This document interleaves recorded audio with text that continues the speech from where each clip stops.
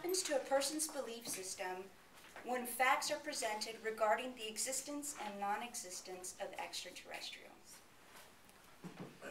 In my survey, interesting, 86% of you believed we are not alone in the universe. In addition, 67% of you believe extraterrestrials do exist. This percentage reflects historical facts, scientific facts, the debunking of misleading information, and emotion. We don't walk around talking about the possibilities of another form of life. This idea sits in the midst of our minds. There are so many mysterious sightings, abductions, and images captured throughout the world of unexplained existences, and we still ignore the facts and the possibilities. Given the facts, whose agenda is being satisfied with the facts, you will be provided today. The question is the possibilities that the government cover up, or is someone telling you the actual truth? Fact is, there is all possibilities, and every time someone has facts, someone else comes along and tells you it didn't happen. Today, I would like to speak to you about the Roswell incident, Area 51, and an alien abduction. Roswell, which is actually, I'm going to tell you about Area 51 first. I apologize about that. Area 51 is a top-secret security facility and government-owned, known for unusual aircraft resembling UFOs and possible alien-like creatures located in Nevada. It's heavily guarded, and actually, this is the site. You can't go around the area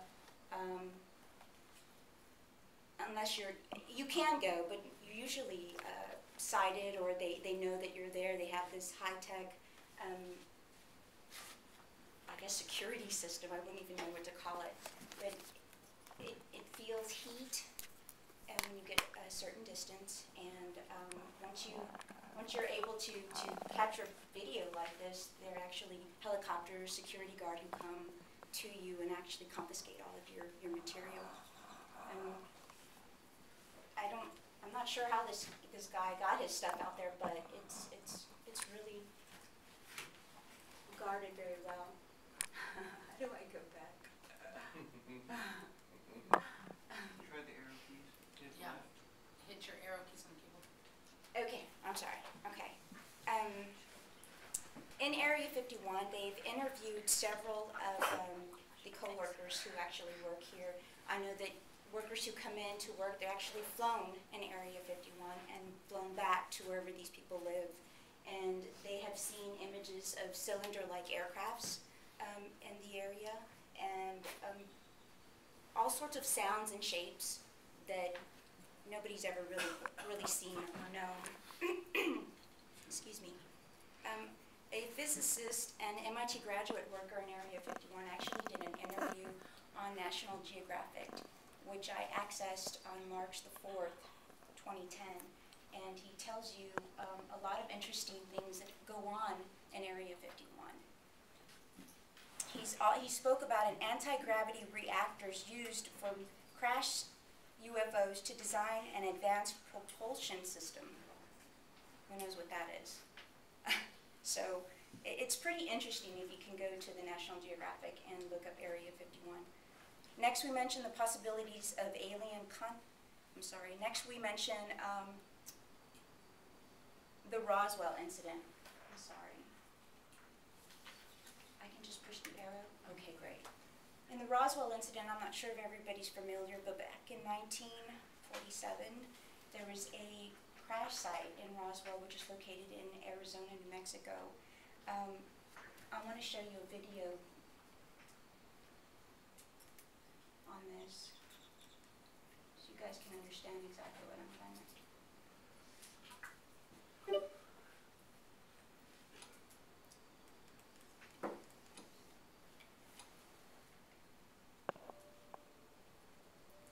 How do I skip that?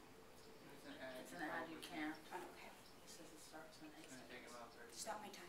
No, I'm just joking. Oh, I was like, I don't know how.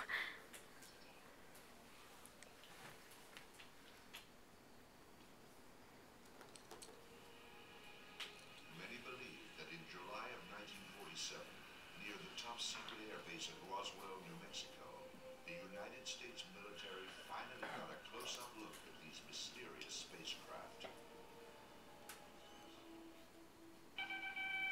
Headline edition, July 8, 1947.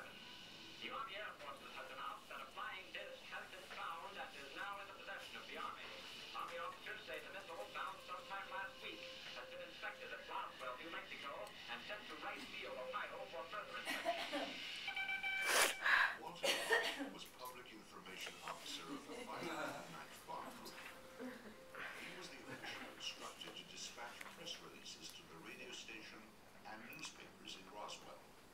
The story fed the imagination of the country, but has been the source of controversy ever since. The press release that I'd received stated that we had in our possession parts of a crashed flying disc. Oh, Great, and that's exactly what I wanted you to hear, that he had evidence of a possible flying saucer crash disc. And it was infamous, everybody knew about it in Roswell, it was in the newspaper, and mysteriously people disappeared who were actually on the case.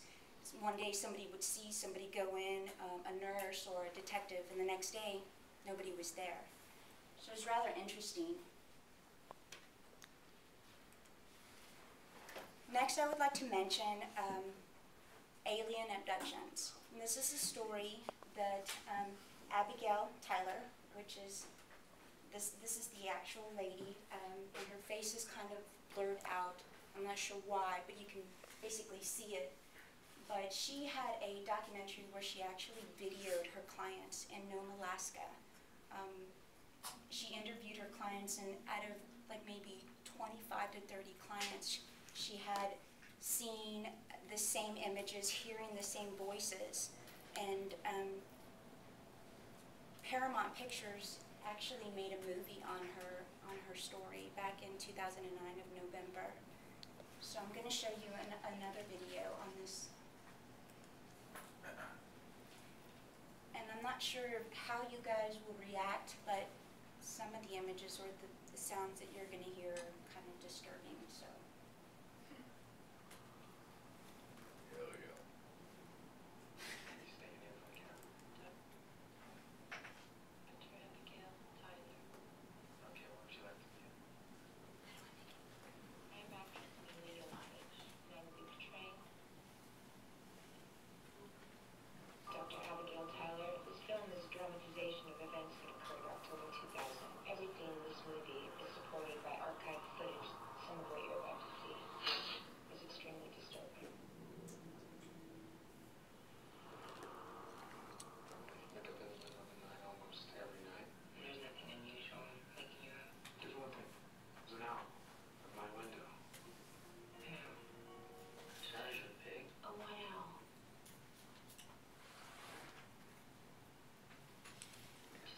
Looking at me. Had you ever seen it before? Tommy? When I was a kid, just staring at me You never not. every night this week. These are the actors portraying the people who, the real people that she interviewed. Why does it do that? It's refreshing. This is an actual client. Anything with time on it, on the image, is the actual client.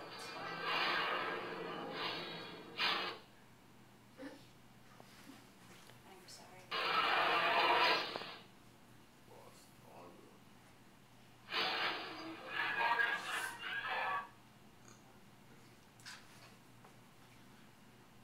That voice suggests to me the oldest language in human history.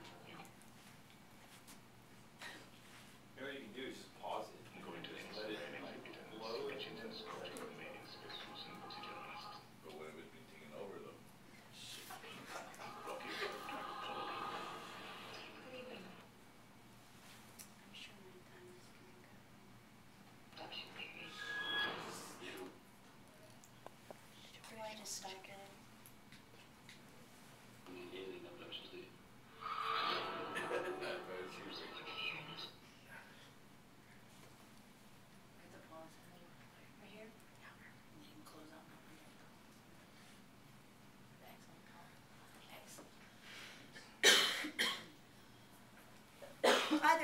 guys can access this video on YouTube and see the distorted images of her face is actually, her mouth actually opens up wider than a normal mouth would open. And a man that she's interviewed actually ascends in the bed as she's trying to talk to him, and he's speaking Sumerian as his mouth is just wide open. He's not even moving it. It's just a phenomenal video. You guys need to actually go back and access.